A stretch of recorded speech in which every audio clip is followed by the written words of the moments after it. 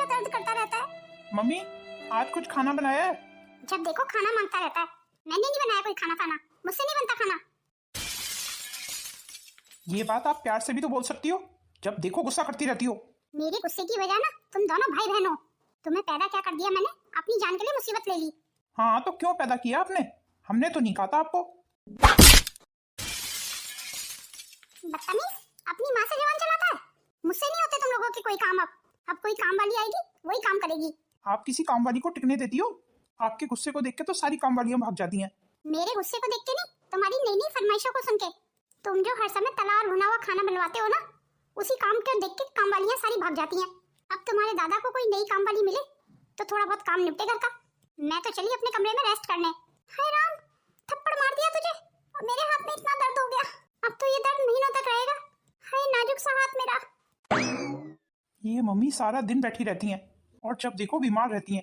कभी इनके सिर में दर्द, कभी इनके पैरों में दर्द, कभी कभी तो इनकी गर्दन में भी दर्द हो जाता है।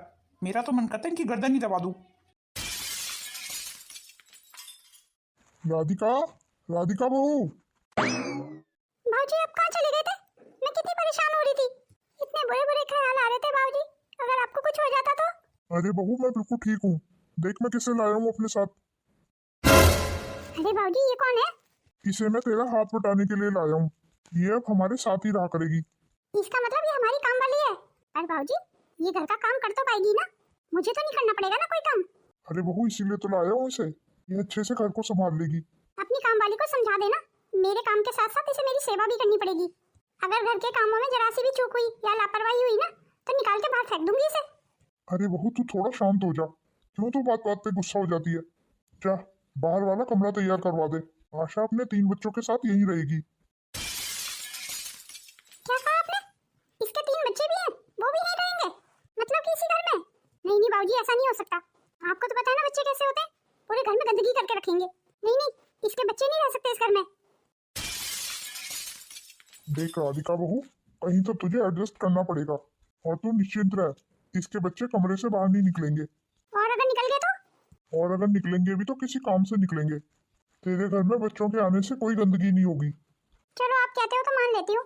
अब इसको कह दो कि जल्दी से किचन में बर्तन साफ कर दे, बहुत सारे बर्तन पड़े हैं। जैसा जैसा राधिका बोले ना ऐसे ही कर लेना आशा बेटा। अंकल जी बुरा ना मानो तो एक बात पूछूं? हाँ हाँ पूछना। आपकी बहू का बर्ताव मुझे कुछ अजीब लगा। मेरी बहू मानसिक रोगी है, कभी भी हंसने लगती है और कभी भी चिड़चिड़ाने लगती है। छोटी छोटी बातों पे गुस्सा होती रहती है, पर वो दिल की बहुत अच्छी है। मुझे यकीन है तो उसका दिल जीत लेगी और धीरे धीरे तू यहाँ रहेगी ना तो उसे समझ जाएगी। जी ठीक है अंकल जी। ये क्या बाबूजी, आपकी काम वाली अभी तक यहीं खड़ी है? इतनी देर पहले मैंने इसे बर्तन धोने के लिए कहा था, अभी तक बर्तन धुले नहीं है। जी मैं अभी धो देती हूँ। देख मुझे काम में लापरवाही बिल्कुल पसंद नहीं है। जल्दी बर्तन धो के अंदर आ, फिर मेरे घुटनों की मालिश भी करनी है। जी मैं अभी सारे बर्तन धो देती हूँ। चलिए बाबूजी आप अपने कमरे में चलिए, मैं आपकी रजाई निकाल देती हूँ, रजाई में बैठ जाइए। कितनी बार मना किया है आपको, घर से बाहर मत जाया करो। अरे बहू घर से बाहर नहीं जाता तो आशा को कैसे लेके आता। अब रोड पे इतनी गाड़ियाँ चलती हैं, आपको कुछ हो जाता तो? अब जल्दी अपने कमरे में चलिए, मैं आपके कमरे का रूम हीटर चला देती हूँ। नहीं नहीं बहू, मुझे रूम हीटर की जरूरत नहीं है। अरे आप कैसी बातें कर रहे हैं, कितनी ठंड हो रही है। मेरी तो ठंड से हालत खराब हो रही है बाबूजी, आपको ठंड नहीं लग रही? मैं तो जा रही हूँ अपने कमरे में। मम्मी एक कप चाय दे जाना, मेरे बस की नहीं है किसी के लिए चाय पाय बनानी। हे भगवान, मेरे बेटे के जाने के बाद बहू को पता नहीं क्या हो गया है। वो तो जैसे जीना ही भूल गई है। उसके इस व्यवहार के चलते उसके दोनों बच्चे भी बिगड़ गए हैं, घर में बंद होके ही रह गए, घर से बाहर निकलते ही नहीं है। काम के नाम पे तो दोनों बच्चे कोसों दूर भागते हैं। और अब तो स्थिति इतनी खराब हो गई है कि मेरी बहू के दोनों बच्चे मेरी बहू से ही नफरत करने लगे हैं। कोई भी अपनी माँ को समझने को तैयार नहीं है। भगवान करे आशा थोड़े दिन टिक पाए इस घर में, हो सकता है इसके शुभ कदमों से मेरी बहू ठीक हो जाए। आरोही अब हम हमेशा यहीं रहेंगे? हाँ अगर मम्मी की नौकरी बनी रही तो यहीं रहेंगे। तो क्या हम पढ़ने भी जाएंगे फिर? हाँ मम्मी बोल तो रही थी, उन्हें तनख्वाह मिलते ही वो हमारा एडमिशन कराएंगी। पर मम्मी अभी तक आई क्यों नहीं है? मम्मी को इतना काम जो है, आती होंगी बस अभी। एक काम करता हूँ, मैं देख के आता हूँ मम्मी को, मम्मी क्या कर रही हैं और कब तक आएंगी। नहीं नहीं तुझे जाने की जरूरत नहीं है, मम्मी मना करके गई है कि मैं इस कमरे से बाहर नहीं निकलना। पर ऐसा क्यों? मैं इस कमरे से बाहर क्यों नहीं निकल सकता? मम्मी बता रही थी इस घर की जो मालकिन है ना वो बहुत गुस्से वाली है, उसे छोटे बच्चों की आवाज बिल्कुल पसंद नहीं है। पर मुझे देख के आना है कि मम्मी क्या काम कर रही हैं। जब आरोही मना कर रही है तो क्या जरूरत है तुझे जिद करने की? तू चुप कर वैष्णवी, तेरा बोलना ज्यादा जरूरी है। दीपू तू चुप कर, अभी एक थप्पड़ मारूंगी खिंचा के। अच्छा, मुझे थप्पड़ मारने की धमकी दे रही है? अभी बता के आता हूँ मम्मी को। अरे तुम दोनों को समझ नहीं आता, मम्मी ने मना किया ना बाहर नहीं जाना। नहीं, अब तो मैं बाहर जाके रहूंगा। इस वैष्णवी की शिकायत लगा के आनी है। हाँ जा, मुझे भी डर नहीं लगता। जब मम्मी से पिटाई खाएगा ना तब अकल ठिकाने आएगी तेरी। बिल्कुल चुप बैठ, नहीं तो अभी टांग पकड़ के खींच लूंगा तेरी, नीचे गिरा दूंगा। अच्छा तो मेरी टांग पकड़ के खींचेगा? ले अब खींच के दिखा। अरे ये दोनों तो लड़ने लगे, अभी मम्मी को बता के आती हूँ। ये इतने सारे बर्तन फिर हो गए धोने के लिए? अभी तो सारा घर का काम निपटा के आई हूँ, अब यहाँ पे इतने बर्तन कैसे हो गए? ये जरूर आंटी जी के बच्चों ने ही किए होंगे। यानी बाहर से मंगा के क्या क्या खाते रहते हैं उल्टा सीधा। चलो पहले ये बर्तन धो देती हूँ, मेरे बच्चे भी तो मेरा इंतजार कर रहे होंगे, मुझे उनके पास भी जल्दी जाना है। आंटी, मेरे कमरे में चाय गिर गई है, जल्दी आके उसे साफ कर दो पहले। जी अभी कर देती हूँ, पहले ये बर्तन धो लो।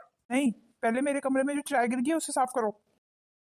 चलो फिर बर्तन अभी आके धो लूंगी, पहले चाय साफ कराती हूँ। अरे ये क्या, अभी तक बर्तन नहीं धुले? चल जल्दी आजा, मेरे सिर की मालिश कर दे। जी आंटी जी मैं अभी अतुल भैया के कमरे की सफाई करने जा रही हूँ, मुझे कुछ नहीं पता, पहले मेरे सिर की मालिश कर। चल जल्दी आजा। जी आप चलिए मैं अभी आती हूँ। इन लोगों ने तो मुझे परेशान कर दिया है। अगर अतुल भैया के कमरे में नहीं जाऊंगी तो अतुल भैया नाराज हो जाएंगे, और आंटी के कमरे में नहीं जाऊंगी तो वो नाराज हो जाएंगी।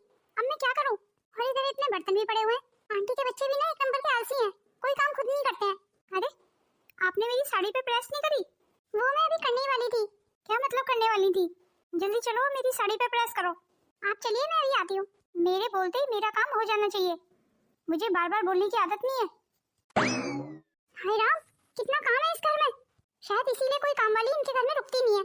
मैं इतना सारा काम कैसे कर पाऊंगी? अरे आरोही तू यहाँ क्यों आई है? चल जल्दी जा यहाँ से, किसी ने देख लिया ना तो बहुत बड़ी मुसीबत हो जाएगी। पर मम्मी आप इतना सारा काम कैसे कर पाओगी अकेले? मैं आपकी कुछ मदद करा दूं? तुझे प्रेस करनी तो आती है ना, तू आंटी की बेटी को तो जानती है ना, वैशाली, वैशाली दीदी, तो उनकी साड़ी पे प्रेस कर दे। तब तक मैं आंटी के सिर की मालिश करके आती हूँ। जी ठीक है मम्मी। चलो मैं अब आंटी के कमरे में चलती हूँ। पहले दीदी ये लीजिए आपकी साड़ी प्रेस कर दी मैंने। ये साड़ी तूने प्रेस की है? क्यों दीदी सही प्रेस नहीं हुई? नहीं नहीं, मेरा मतलब तू तो इतनी छोटी सी है, तुझे प्रेस करनी भी आती है? जी दीदी मैं घर का सारा काम कर लेती हूँ, और वैसे भी प्रेस करनी कौन सी बड़ी बात है? बड़ी बात तो है, हमारी मम्मी ने तो हमें कभी नहीं सिखाई, बल्कि मेरी मम्मी ने तो मुझे कोई काम करने ही नहीं दिया। आपको काम करने की क्या जरूरत है दीदी? आप लोगों के पास पैसे की कमी थोड़ी है। हाँ ये भी तूने ठीक कहा, हमारे पास पैसे की थोड़ी कमी है, बस जिंदगी में खुशी की कमी है। कभी कभी तो मुझे लगता है मैं बिल्कुल बेकार हूँ, मुझे कुछ नहीं आता, मैं किसी लायक नहीं हूँ। अरे दीदी आप ऐसा क्यों कह रही हैं? आप तो कितनी अच्छी हैं। नहीं मैं अच्छी नहीं हूँ, मैं बहुत बुरी हूँ, मैं अपने आप से कोई काम नहीं कर सकती। क्या आप सचमुच काम करना चाहती हैं? करना तो बहुत कुछ चाहती हूँ पर कुछ कर नहीं पाती, बस इतनी सी बात है, मैं आपको काम सिखा दूंगी। क्या सचमुच? तुम मुझे काम सिखा देगी? हाँ और एक शर्त पे। हाँ हाँ बोलना, मुझे तेरी सारी शर्त मंजूर है। आप मुझे पढ़ाया करेंगी और कंप्यूटर भी सिखाएंगी। हाँ मुझे मंजूर है। तो फिर ठीक है, तेरा पढ़ने का बहुत मन करता है? हाँ दीदी मन तो करता है, पर मेरी किस्मत देखो मैं पढ़ नहीं पा रही हूँ। पढ़ने के लिए तो तुझे स्कूल जाना पड़ेगा ना, पर स्कूल के लिए तो पैसे लगेंगे ना दीदी, हमारे पास इतने पैसे नहीं है, हम बहुत गरीब हैं, हमारे तो पापा भी नहीं है। पापा तो मेरे भी नहीं है। तुझे पता है मुझे अपने पापा की बहुत याद आती है, उनके बिना कुछ अच्छा नहीं लगता। याद तो हमें भी बहुत आती है अपने पापा की, जब से पापा गए हम तो जीना ही भूल गए हैं, पर फिर भी जीना तो पड़ता है ना। अगर हम पापा की यादों में रहेंगे हमेशा तो हमारी मम्मी को कौन संभालेगा? पर मम्मी को संभालने की क्या जरूरत है, वो तो मम्मी है ना, इतनी बड़ी है, और वो हमें संभालेंगी या हम मम्मी को संभालेंगे? हमारे तो पापा के जाने के बाद हमारी मम्मी ने भी हमें नहीं संभाला, पर आंटी जी तो खुद ही इतने सदमे में थी, वो आपको कैसे संभालती? आखिर वो हमारी माँ थी, उन्हें हमें संभालना चाहिए था। तो क्या आपने कभी आंटी को संभाला? अरे हम क्यों उन्हें संभालते, वो तो इतनी बड़ी थी, तो क्या बड़ों को दुख नहीं होता? खैर दीदी ये तो अपनी अपनी सोच है, हमारे लिए तो हमारी मम्मी और हमारी पापा हैं, अब उनका ध्यान हम नहीं रखेंगे तो और कौन रखेगा? कितनी छोटी बच्ची ने कितनी बड़ी बात बोल दी, सही तो कह रही है ये, हमारी मम्मी का ध्यान हम नहीं रखेंगे तो और कौन रखेगा? मम्मी का दुख को हम क्यों नहीं समझ पाए? मेरी मम्मी किस मानसिक पीड़ा से गुजर रही है, हमने कभी समझने की कोशिश ही नहीं की। हे भगवान, मैं इतनी स्वार्थी कैसे हो गई? मैंने हमेशा अपने बारे में ही क्या सोचा, मैंने ये क्यों नहीं सोचा कि मम्मी भी तो इंसान है।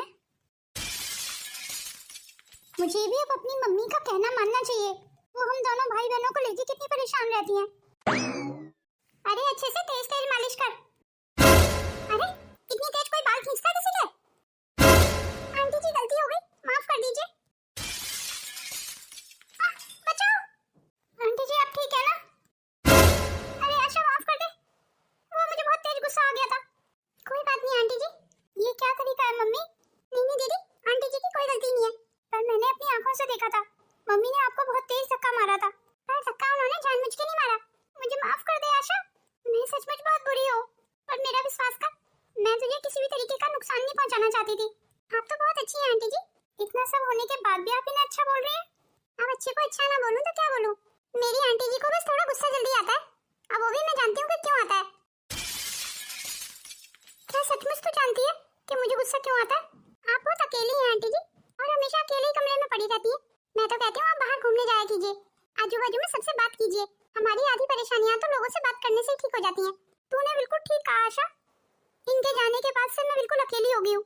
मैं तो जैसे इनके बिना जीना ही भूल गई हूँ, पर जीना तो पड़ता है ना। और आपके तो दो बच्चे हैं, पर मेरे बच्चों के पास तो मुझसे बात करने की फुर्सत ही नहीं है। वैशाली दीदी, आप अपनी मम्मी के पास बैठिए, उनसे बात किया कीजिए, और नहीं है तो उनके काम में ही मदद कर दिया कीजिए, तभी वो अपने सदमे से निकल पाएंगी। तुम्हारी मम्मी को ये बात दिमाग में बैठ गई है कि सिर्फ तुम्हारे पापा ही उनकी परवाह किया करते थे, और किसी को उनकी परवाह ही नहीं है। जी आंटी जी, आपने बिल्कुल ठीक कहा, आगे से मैं अपनी मम्मी का पूरा ध्यान रखूंगी। तू सच कह रही है वैशाली, तुम मुझसे बात किया करेगी? वैशाली दीदी क्या, मैं भी आपसे बात किया करूंगी, अगर आप चाहें तो फिर ठीक है, आज मैं मम्मी को मार्केट भी लेके जाऊंगी। आंटी आप भी हमारे साथ चलना। चलो तुम माँ बेटी दोनों बातें करो, मैं तुम दोनों के लिए किचन में खाना बना के लाती हूँ। और हाँ, आज के बाद कोई बाहर से खाना नहीं आएगा, जो खाना मैं घर पे बनाऊंगी वही आप लोगों को खाना पड़ेगा। ये तो तूने बिल्कुल ठीक कहा, इसी बात के लिए तो मैं परेशान रहती थी। ये बाहर से मंगा के खाते रहते हैं खाना, या घर में खाएंगे तो तला भुना खाते हैं। आज से हम अपनी मम्मी की सारी बातें मानेंगे। अच्छा आशा, तेरे बच्चों का एडमिशन हो गया स्कूल में? जी नहीं आंटी जी, अभी नहीं हुआ, अभी मेरे पास पैसे नहीं है। जब आप मुझे तनख्वाह देंगी तब एडमिशन कराऊंगी। अरे तू तनख्वाह की परवाह मत कर, कल मैं खुद तेरे बच्चों का एडमिशन करा के आऊंगी स्कूल में। आपका बहुत बहुत धन्यवाद, आपने मेरे बच्चों के बारे में इतना सोचा। और आपको पता है आंटी जी, आपकी बेटी है ना आरोही, उससे तो मेरी अच्छी खासी दोस्ती भी हो गई है। अब क्या काम बिगाड़ दिया सतुल ने? मैं अभी देख के आती हूँ, आप बिल्कुल टेंशन मत कीजिए। ये सब क्या है अतुल, तू इतने गुस्से में क्यों है? और तूने ये कमरे का क्या हाल बना रखा है? सारा सामान अस्त व्यस्त फेंका हुआ है। अरे हुआ क्या है, कुछ बताएगा? आपको पता है मैम मैं कितना परेशान हूँ। साक्षी ने इस घर में आने से मना कर दिया है। अरे मना कर दिया तो मना कर दिया, तू क्यों मना जा रहा है उसके लिए? आपको तो मेरी खुशियों की कोई परवाह ही नहीं है माँ। परवाह कैसे करूं? तू क्या चाहता है, तुझे अलग कर दूं मैं अपने आप से? मेरा इकलौता बेटा है तू। तेरी पत्नी तो बस यही शर्त रख के गई है कि अगर तू हम सबसे अलग होगा तभी वो वापस आएगी, और ये हरगिज नहीं हो सकता मेरे जीते जी। आपको पता है माँ, साक्षी मुझे छोड़ने की बात कर रही है, मुझसे तलाक चाहती है वो। तेरी पत्नी अगर तलाक चाहती है तो होने दे तलाक। तू क्यों चाहेगी कि मेरा घर बसे? जैसे तू अपने ससुराल छोड़ के यहाँ बैठी हुई है, ऐसे तू तो यही चाहेगी ना कि मेरी पत्नी भी मायके में ही रहे और मेरा घर कभी ना बसे। पर मैंने तो नहीं कहा था तेरी पत्नी को अपने मायके में बैठने के लिए, वो ही गई थी यहाँ से तुनक के। इस मसले का हल तो मेरे पास भी नहीं है, मैं क्या ही बोलूं, मैं तो कुछ नहीं कर सकती। कोई मुझे इस मसले का हल नहीं बता रहा है, मुझे आप लोगों से यही उम्मीद थी।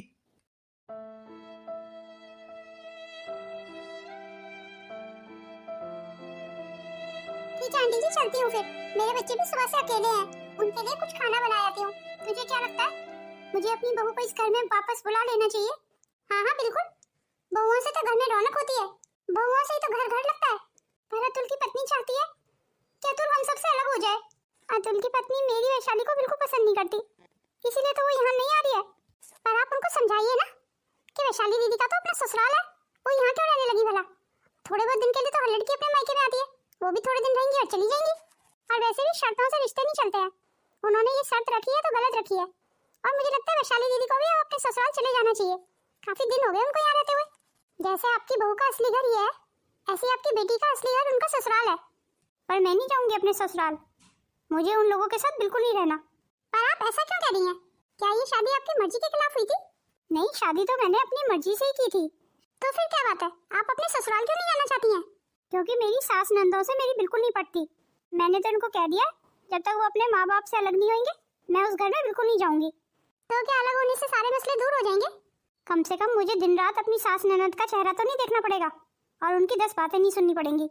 अच्छा तो ये बात है, फिर तो सारी मुसीबतों का हल मिल गया। क्या मतलब, मैं समझी नहीं। अब आप ही देखो, अतुल भैया की पत्नी की आपसे और माजी से नहीं बनती, क्योंकि आप सास नंदे हैं दोनों। इस हिसाब से तो साक्षी का भी सही कहना है कि वो आपसे अलग होना चाहती है, तो उसे भी अलग कर दो। ये आप क्या कह रही हैं? हमने अतुल की पत्नी के साथ कभी कुछ गलत नहीं किया। अरे घर में रहेगी तो थोड़े बहुत काम तो उसे करने ही पड़ेंगे, आखिर घर की बहू है वो। जब हमारी कोई गलती नहीं है तो हमारा भाई हमसे अलग क्यों रहे, उसकी पत्नी अलग रहे? बिल्कुल यही सोच आपके ससुराल में आपकी सास नंदों की भी होगी, इसीलिए तो आप मायके में रह रही हैं। तेरी इतनी हिम्मत, एक काम वाली होते हुए भी हमारे सामने इतना जबान चला रही है। अरे तू जानती क्या है अभी साक्षी के बारे में? सारी कमी साक्षी की थी, इसीलिए वो यहाँ नहीं रह पाई। हमने तुझे रहने के लिए जगह दी और तू हमें ही सीख दे रही है। जो मुझे सही लगा मैंने सिर्फ वही बोला, और मैंने जो भी बोला वो आप दोनों के हित को देखते हुए बोला। बस चुप करो आप, बहुत हुआ। देख लिया ना काम वाली को सिर पे चढ़ाने का नतीजा। एक नौकर होके भी हमें पाट पड़ा लिया है, तो अभी के अभी मेरी आंखों के सामने से चली जा। आपको जितना गुस्सा करना है ना कर लीजिए, पर भगवान के लिए अपनी बेटी और बेटे का घर मत उजड़ने दीजिए। मेरी बात पे जरूर गौर करना, क्योंकि हमारी और तुम्हारी जिंदगी तो कट गई आंटी जी, पर इन बच्चों के तो गृहस्थ जीवन की भी शुरुआत है। अगर हम ही इनको सही सीख नहीं देंगे तो फिर कौन देगा? दुनिया तो तमाशा देखने वालों में से है, जो भी कुछ बिगड़ेगा हमारे बच्चों का बिगड़ेगा। बाकी आपको जो सही लगे आप वो कीजिए। वैसे आशा ने जो बोला वो गलत नहीं बोला।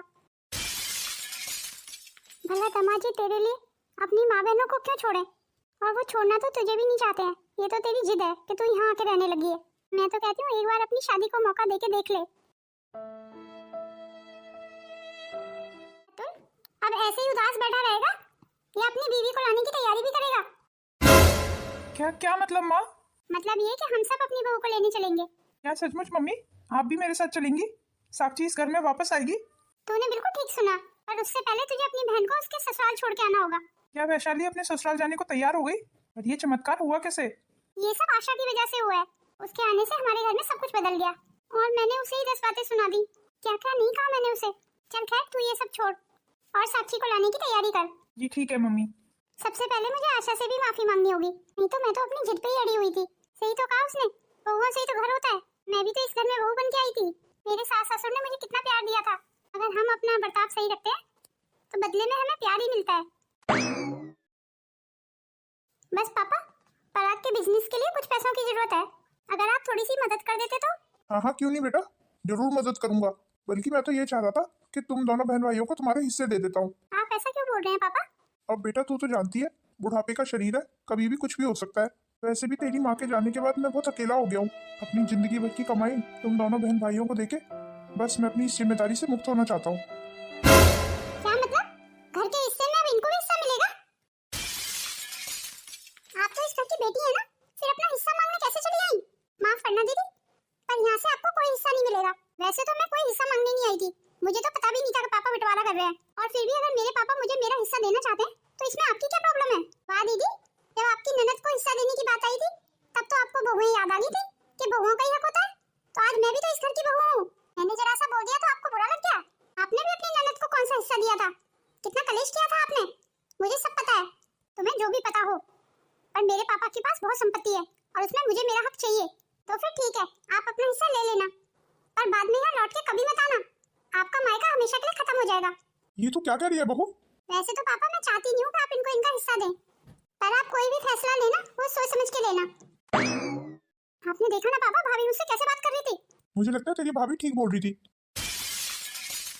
मुझे तो तेरे भैया भाभी के साथ ही रहना है ना, तो उनका बुरा मैं कैसे बन सकता हूँ? और वैसे भी तेरे पास कौन सी कमी है? मैं तो बस यही चाहता हूँ जितना है ना उसी में खुश रहो। और रही बात थोड़ी बहुत मदद की, जो तुझे पैसों की जरूरत है तो वो मैं दे दूंगा तुझे, और वो भी तेरे भैया भाभी से पूछ के। रजनी मुझे लगता है अब हमें यहाँ से चलना चाहिए। क्या हुआ पापा, आप ऐसे रो क्यों रहे हैं? तेरे भैया भाभी ने मुझे घर से निकाल दिया। ये आप क्या कह रहे हैं पापा? मैं घर से बेघर हो गया। काश उस दिन मैंने भी अपना हक जबरदस्ती आपसे ले लिया होता। आज मुझे समझ आया दीदी अपना हक लेने के लिए क्यों लड़ गई थी। अगर मैंने भी उस दिन अपना हक ले लिया होता तो आज मैं पापा की मदद कर पाती। और हम तो खुद इतनी परेशानी में हैं, तो पापा को यहाँ कैसे रखेंगे? अब हम क्या करेंगे? हम तो खुद घर से बेघर होने वाले हैं, तो पापा को यहाँ कैसे रख पाएंगे? आपकी बहन बिल्कुल सही थी। जो मैंने उनके साथ किया आज वही मेरे साथ हो गया। हमारे पास जो भी था वो सब छिन गया। अब हम पापा को लेके कहाँ जाएंगे? क्या हुआ रजनी, मैं तेरे साथ रह सकता हूँ ना? मेरे पास इस सवाल का जवाब नहीं है पापा। क्या मतलब, तू क्या कहना चाहती है? मतलब ये पापा, मुझे दुकान में बहुत नुकसान हो गया है। इसके चलते मैंने ये घर गिरवी रख दिया था और अब मैं इस घर के भी पैसे नहीं पटा पा रहा हूँ। इसलिए मुझे 1 हफ्ते के अंदर ये घर खाली करना होगा। जब आज हमारा ही ठिकाना नहीं है तो हम आपको अपने साथ कहाँ लेके चलें? आपको अपना इंतजाम और कहीं करना होगा।